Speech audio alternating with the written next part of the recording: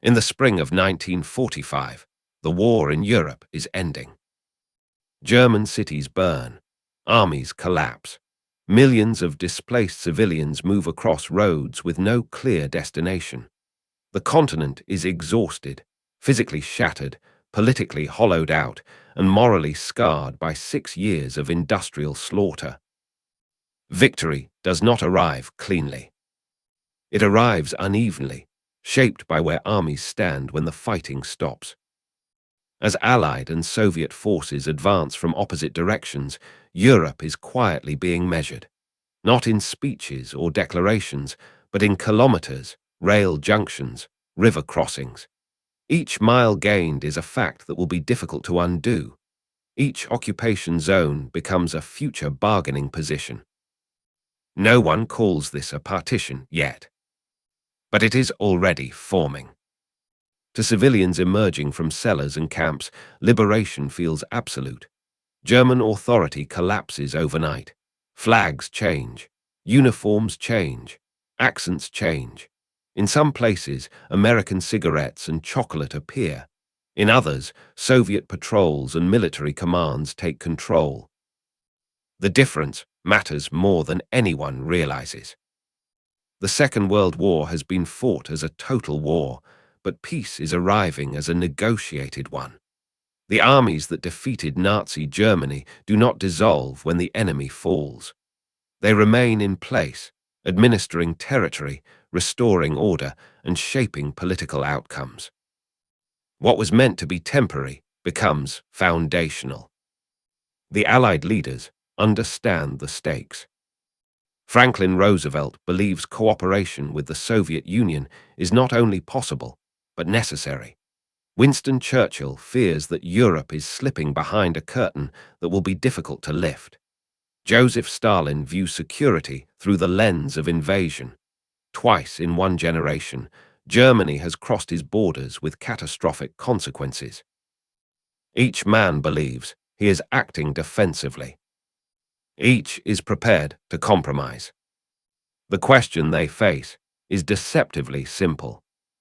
What happens to Europe after the war? The answer will not be decided by its people.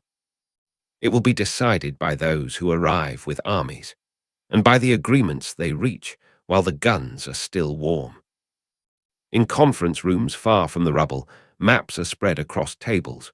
Borders are discussed in terms of stability, influence, and balance. Words like spheres, buffers, and zones replace words like sovereignty and self-determination. These are not abstract decisions. They will determine who governs, who is watched, who is free to choose, and who is not. The partition of Europe is not announced in a single moment. It emerges gradually, through necessity, fear, and political calculation. And once it takes shape, it will prove almost impossible to reverse. By February 1945, the outcome of the war in Europe is no longer in doubt. German forces are collapsing on all fronts. Soviet armies are less than 100 kilometers from Berlin. In the west, Allied troops push steadily through the Rhineland. The question is no longer who will win, but what kind of peace will follow. It is in this moment, with victory assured but not yet complete, that the leaders of the Allied powers meet at Yalta. The location is symbolic. Yalta lies deep within Soviet territory on the Crimean coast. The choice reflects the shifting balance of power. Roosevelt is ill and exhausted after years of war. Churchill arrives wary, acutely aware that the Red Army now occupies much of Eastern Europe. Stalin, hosting the conference, negotiates from a position of undeniable strength. His armies are already where the future will be decided. The stated goals of the conference are ambitious and hopeful. The leaders agree on the unconditional surrender of Germany. They discuss the formation of the United Nations, a new global institution meant to prevent another world war. They speak publicly of democracy, self-determination, and free elections in liberated countries. On paper, the vision is cooperative. In practice, it is deeply unequal. Stalin insists that Eastern Europe is a matter of Soviet security. The memory of German invasion is not theoretical to him. It is personal, national, and catastrophic. 27 million Soviet citizens are dead. Entire regions have been erased. He does not intend to leave the future of his western borders to chance. Churchill understands what is happening but has limited leverage. British power is waning, drained by years of total war. The empire is overstretched. The United States is now the dominant Western power, and Britain's influence depends on alignment with Washington. Roosevelt, for his part, believes compromise is possible. He trusts that post-war cooperation can be maintained through institutions and mutual interest. He is willing to accept Soviet influence in Eastern Europe in exchange for Soviet participation in the war against Japan and support for the United Nations. The trade-off is implicit. Territory now, stability later. One of the most critical issues discussed at Yalta is Poland. Poland's fate encapsulates the future of Eastern Europe. It is the country whose invasion began the war in 1939. It is also the country through which German armies marched into the Soviet Union. Stalin insists that Poland must be friendly to Moscow, meaning politically aligned and militarily reliable. The Western leaders push for a government that includes non-communist factions and promises of free elections. The language of the agreement is deliberately vague, and that vagueness will prove decisive. Free and unfettered elections are promised, but no mechanisms are established to enforce them. No timelines are defined. No penalties are outlined. What exists instead is trust. And trust in post-war Europe is a fragile currency. As the conference ends, photographs show the three leaders smiling, standing shoulder to shoulder. To the public, Yalta appears as a triumph of unity. The war alliance seems intact. But beneath the surface, the fundamental structure of post-war Europe has already begun to take shape. Soviet troops remain in Eastern Europe. Western troops remain in the West. Political systems will grow from the soil in which these armies stand. Yalta does not divide Europe outright. It legitimizes the conditions that allow division to occur. By prioritizing short-term unity and military necessity, the conference accepts a reality that will soon harden into borders, governments, and ideologies. When the leaders depart Crimea, the war continues for a few more months. But Europe's political future has already started to drift in two different directions. By the summer of 1945, the war in Europe is over. Berlin lies in ruins. The Third Reich has collapsed. What remains is a continent physically shattered and politically undefined. It is into this uncertain landscape that the Allied leaders meet again, this time at Potsdam, outside the devastated German capital. The setting itself tells the story. Unlike Yalta, Potsdam takes place amid the wreckage of victory. Burned-out buildings surround the conference site. Millions of displaced people wander across borders that no longer function. Food shortages threaten entire populations. The war has ended, but peace has not yet begun. The men at the table are no longer the same. Franklin Roosevelt is dead. In his place sits Harry Truman, new to the presidency and far less willing to compromise. In Britain, Winston Churchill is replaced mid-conference after an election by Clement Attlee. Only Joseph Stalin remains unchanged, and his position is stronger than ever. The Red Army occupies Eastern Europe from the Baltic to the Balkans. The tone at Potsdam is markedly different. Where Yalta was shaped by wartime necessity, Potsdam is defined by suspicion. The alliance that defeated Germany is beginning to dissolve under the weight of incompatible visions for Europe's future. The core questions are immediate and explosive. What will Germany become? How will it be governed? And who will control its recovery? The Allies agree to divide Germany into occupation zones: American, British, French, and Soviet. Berlin, though deep within the Soviet zone, is also divided. On paper, the arrangement is temporary.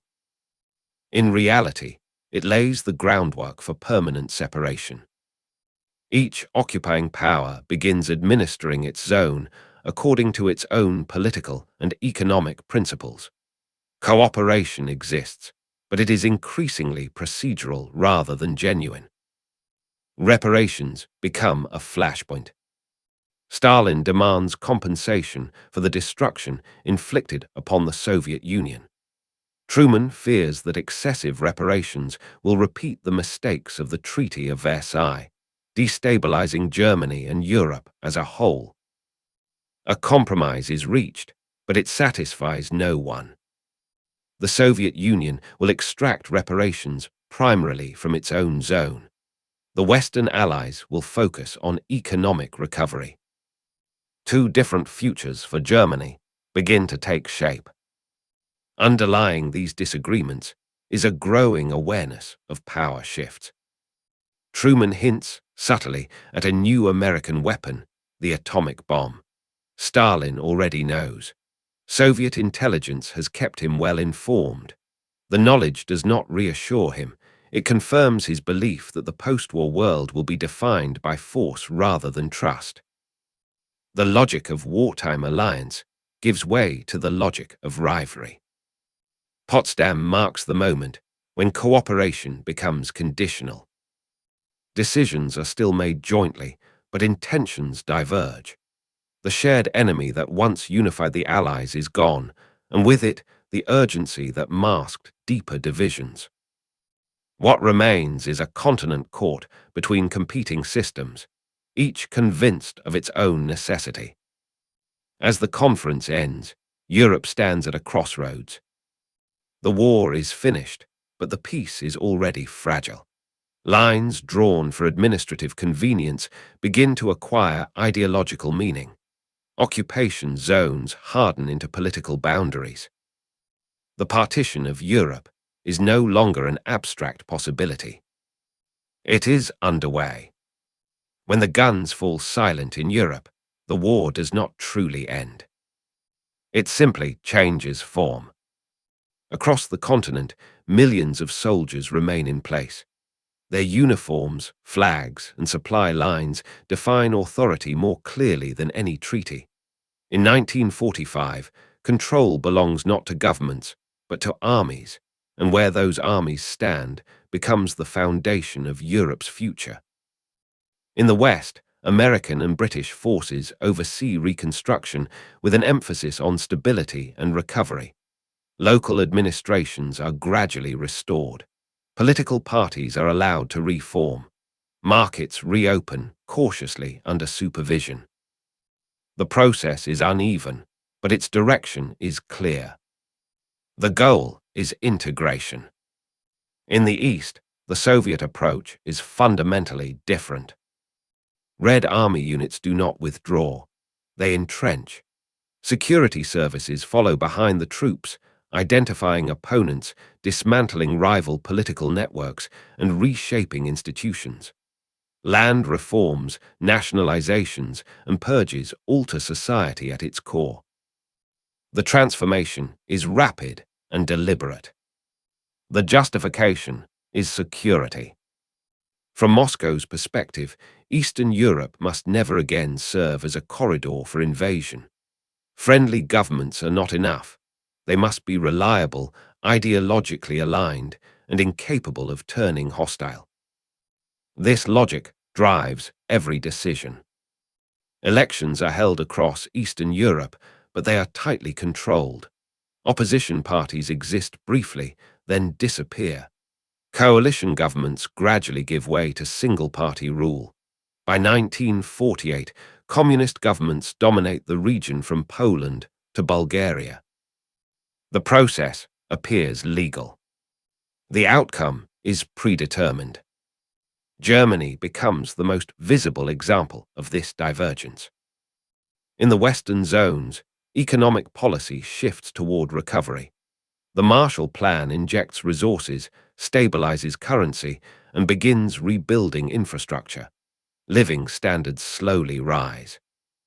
In the Soviet zone, reparations continue. Factories are dismantled and shipped east. Economic life is reorganized under state control. Two German societies begin to emerge. Berlin, divided yet symbolically unified, becomes a pressure point. Western sectors operate under democratic governance. The Soviet sector tightens control. Movement between zones becomes increasingly restricted. The city's streets reflect a broader reality: cooperation on the surface, confrontation beneath. By the late 1940s, the presence of foreign troops has transformed into something more permanent. Military occupation has become political partition. What began as a temporary necessity now defines Europe's structure. The continent is no longer simply recovering from war. It is being reshaped by it. The division of Europe is not announced. It settles in quietly. There is no single treaty that declares the continent split in two. Instead, the separation emerges through decisions made far from public view, through laws, borders, security forces, and controlled narratives. By the late 1940s, the gap between East and West is no longer temporary. It is ideological. In 1946, Winston Churchill gives a speech in Fulton, Missouri. Iron Curtain is the phrase he uses, a metaphor that captures what many already sense. From the Baltic to the Adriatic, political life in Eastern Europe is closing. Information flows are restricted. Travel becomes difficult. Economic systems diverge sharply. The curtain is not a wall yet, but it is descending. In the West, pluralism becomes policy. Political competition is encouraged. Free press re-emerges. Economic cooperation deepens through programs like the Marshall Plan. Former enemies are gradually reintegrated into a shared system of recovery. This approach is imperfect and uneven, but it rests on openness. In the East, ideology defines governance. Communist parties consolidate power through state control of industry, agriculture, and media. Security services monitor dissent. Loyalty to Moscow becomes the central measure of political legitimacy. National identity remains, but it is subordinated. The contrast is stark in everyday life. In Western Europe, recovery brings consumer goods, rebuilding, and cautious optimism. In the East, reconstruction is framed as collective struggle, sacrifice, and vigilance against internal and external enemies. The same war has produced two radically different futures. Borders harden. Crossings that were once informal become fortified. Families find themselves separated by administrative lines that quickly become permanent. The language of liberation gives way to the language of alignment. Choice narrows. By 1949, the division is institutionalized. NATO is formed in the West. The Soviet response will come later, but the message is clear. Security is no longer shared. It is competitive. Europe is no longer a single strategic space. It is two opposing systems, facing each other across an invisible frontier. The partition of Europe is now a lived reality. Not imposed by a single act, but constructed through fear, memory, and incompatible visions of order. The war has ended. But peace, as it will soon become clear, has been postponed. The partition of Europe is often described in terms of treaties, alliances, and ideology. But its deepest consequences are human. Across the continent, ordinary lives are reshaped by decisions made far beyond their control. Borders that once existed only on maps now cut through families, communities, and histories. What had survived 6 years of war begins to fracture in peace. In Germany, division becomes personal almost immediately. Cities are split, neighborhoods fall under different authorities. Friends and relatives find themselves on opposite sides of occupation zones. At first, movement is still possible. People cross borders to work, to visit, to trade. Gradually, permissions tighten. What was once inconvenience becomes separation. In Poland, the consequences are even more severe. Borders shift westward. Millions are expelled from ancestral homes. Germans are forced out of territories now designated as Polish. Poles are relocated from lands absorbed by the Soviet Union. Entire populations move under duress. The war ends, but displacement continues. Eastern Europe experiences a quieter trauma. Those labeled politically unreliable disappear from public life. Intellectuals, clergy, former resistance members, many are imprisoned or marginalized. Fear becomes routine. Silence becomes survival. The price of alignment is conformity. For civilians, the new division is confusing and arbitrary.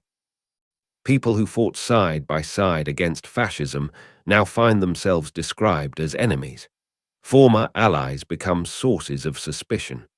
Language shifts. History is rewritten to suit new realities. Memory itself becomes contested territory. The partition also shapes childhood. Children grow up with restricted horizons. Textbooks teach different versions of the same war. Radio signals fade at borders. Travel becomes exceptional rather than normal. The world contracts. Yet resistance persists in small ways. Letters passed secretly, stories told within families, private memories preserved against official narratives. The division is enforced but never fully internalized. The human cost of partition is not only loss. It is adaptation. Europe has survived destruction before. What makes this moment different is that peace does not restore continuity. It reorganizes it. No place in Europe reflects the consequences of partition more starkly than Germany. Defeated, occupied, and morally shattered, Germany becomes the testing ground for two opposing visions of post-war order. What happens here will not remain contained within its borders. It will define the Cold War itself. In the immediate aftermath of surrender, Germany exists only as territory. Its government is abolished. Its institutions are dismantled.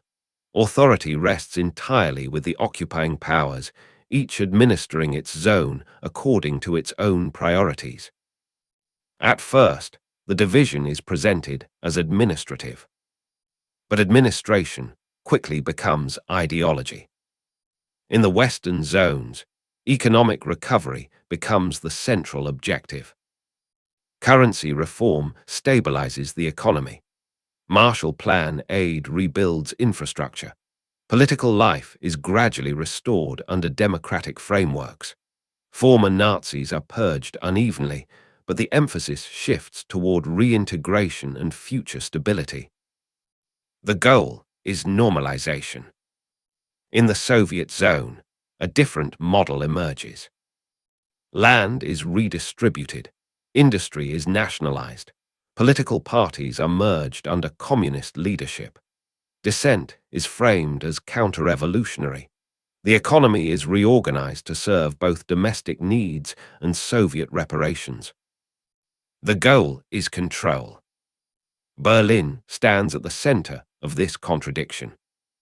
Though located deep within the Soviet zone, the city is divided into 4 sectors. It becomes a place where two systems coexist uneasily, separated not by geography but by principle. Every policy decision echoes beyond the city limits. In 1948, the tension becomes crisis. When Western authorities introduce a new currency to stabilize their zones, the Soviet response is immediate. All land routes into West Berlin are cut. The city is blockaded, its population isolated behind political lines. The message is unmistakable. Berlin is leverage. The Western response is unprecedented. For nearly a year, aircraft land day and night, delivering food, fuel, and supplies. The Berlin airlift is not merely a logistical operation. It is a declaration of intent. West Berlin will not be abandoned. When the blockade ends, the division becomes irreversible. In 1949, two German states are formally established: the Federal Republic of Germany in the west, the German Democratic Republic in the east. One nation, two systems. Germany is no longer merely a defeated power. It is the physical fault line of a divided Europe. Every crisis, every confrontation, every escalation of the Cold War will pass through German territory in one form or another. The partition of Europe now has a visible center, and it is permanent. The partition of Europe does not remain political for long. It becomes military. What began as occupation zones and administrative boundaries hardens into defensive lines, contingency plans, and standing armies. The memory of the last war is still raw, but the fear of the next one begins to shape every decision. Europe, exhausted and damaged, prepares once more for conflict. In the West, security is formalized through alliance. NATO is not created as a symbolic gesture. It is a response to uncertainty, to the realization that cooperation with the Soviet Union has failed and that deterrence must replace trust. Member states commit to collective defense, binding their futures together. The presence of American forces becomes permanent. For Western Europe, rearmament is deeply uncomfortable. Memories of militarism are fresh. Populations are wary of uniforms and bases. Yet the logic of the emerging Cold War leaves little alternative. Defense is framed not as aggression, but as prevention. Peace is protected by readiness. In the East, militarization follows a different logic. Soviet forces remain stationed across Eastern Europe, not only as protection against the West, but as guarantors of political order. Local armies are reorganized, trained, and equipped according to Soviet doctrine. Military loyalty becomes inseparable from political loyalty. Borders that once existed on paper are reinforced physically. Checkpoints multiply, surveillance increases, civilian movement is monitored. The frontier between East and West becomes one of the most heavily guarded spaces on Earth. The division is no longer abstract. It is armed. Germany once again becomes central. The rearmament of West Germany alarms the Soviet Union, recalling the catastrophes of the past. Yet Western leaders argue that integration is safer than exclusion. A rearmed Germany, they believe, must be anchored within an alliance. History is being managed, not erased. The Soviet response is inevitable. Eastern Europe is further consolidated. Military exercises become routine. Defense planning assumes confrontation as a constant condition.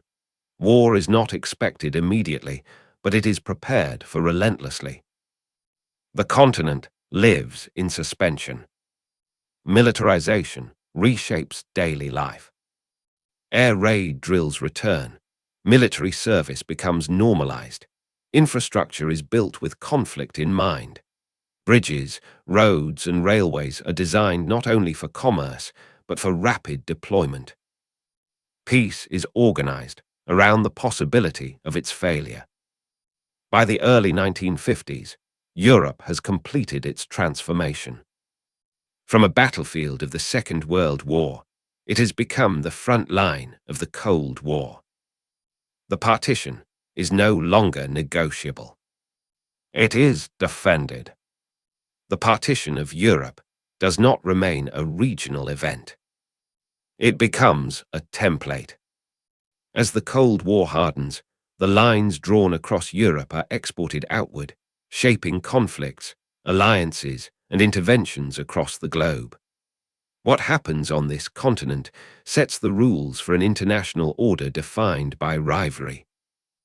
Europe is no longer the center of empire.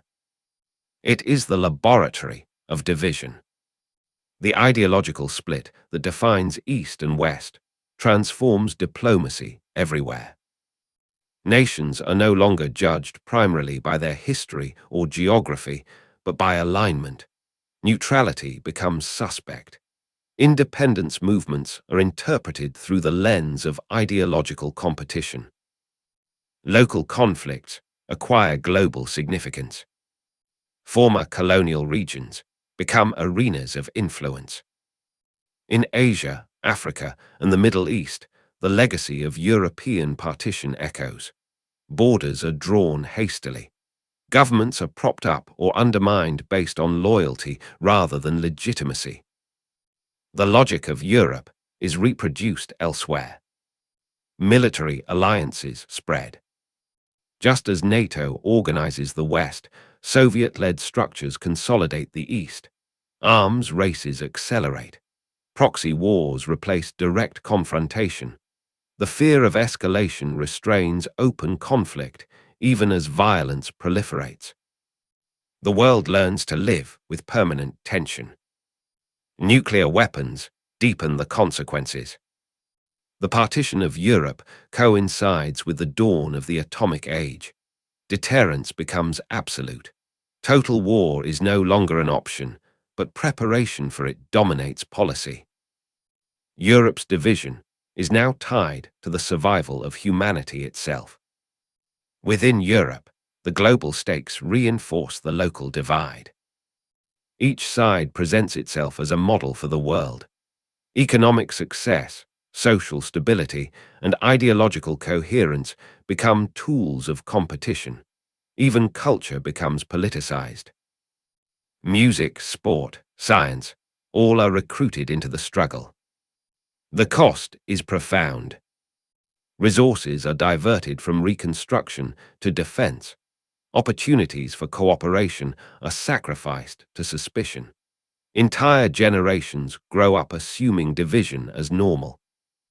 The abnormal becomes routine. By the middle of the 20th century, Europe has completed a transformation few anticipated at the war's end. From the ruins of fascism emerges not unity, but a fractured peace that structures global politics for decades. The partition is no longer merely European. It is planetary. The partition of Europe was never meant to last this long. Those who shaped it spoke in the language of necessity, temporary measures, provisional borders, transitional governments. They believed history would resume its course once stability returned. Instead, division became structure, and structure became inheritance. For nearly half a century, Europe lived with a fault line running through its center. It shaped where people could live, what they could read, who they could trust, and how they imagined the future. It determined economic opportunity and political freedom. It dictated which histories were remembered and which were erased. Even when violence did not occur, its possibility was always present. When the Cold War finally ended, the physical barriers fell faster than the mental ones. Walls came down, borders opened, alliances shifted, but the systems built during division did not simply dissolve. Economies developed unevenly. Institutions carried forward old habits. Suspicion lingered where trust had been broken for generations. Reunification did not mean reset. The effects are still visible today. Political divides across Europe often trace the same lines drawn after 1945. Infrastructure, wealth distribution, and demographic patterns reflect decades of separation. Debates over sovereignty, security, and alignment echo arguments first made at Yalta and Potsdam. The past has not passed. The partition also reshaped how power is exercised globally. Military alliances formed in response to Europe's division still exist. Strategic thinking remains influenced by the assumption of rival blocs. Crisis management is shaped by lessons learned when miscalculation meant annihilation. The world learned restraint, but also learned fear. Perhaps the most enduring consequence is psychological. The partition taught generations that peace could coexist with confrontation, that stability could be built on permanent tension, and that division could be normalized if it prevented catastrophe. These assumptions still guide policy, often unconsciously. The decision to divide Europe was not born of malice. It emerged from exhaustion, trauma, and mistrust after the most destructive war in human history. Leaders acted within constraints they did not fully control. They chose what seemed survivable in the moment. But survivability is not the same as justice. The partition reminds us that wars do not truly end when fighting stops. They end when their consequences stop shaping the future. In Europe's case, that moment has not fully arrived. This is why the decision still affects us today. Because borders drawn under pressure endure. Because fear, once institutionalized, resists dismantling. Because peace built without reconciliation carries unfinished business forward. The partition of Europe was a solution to one problem. It became the foundation of another era. And we are still living inside it.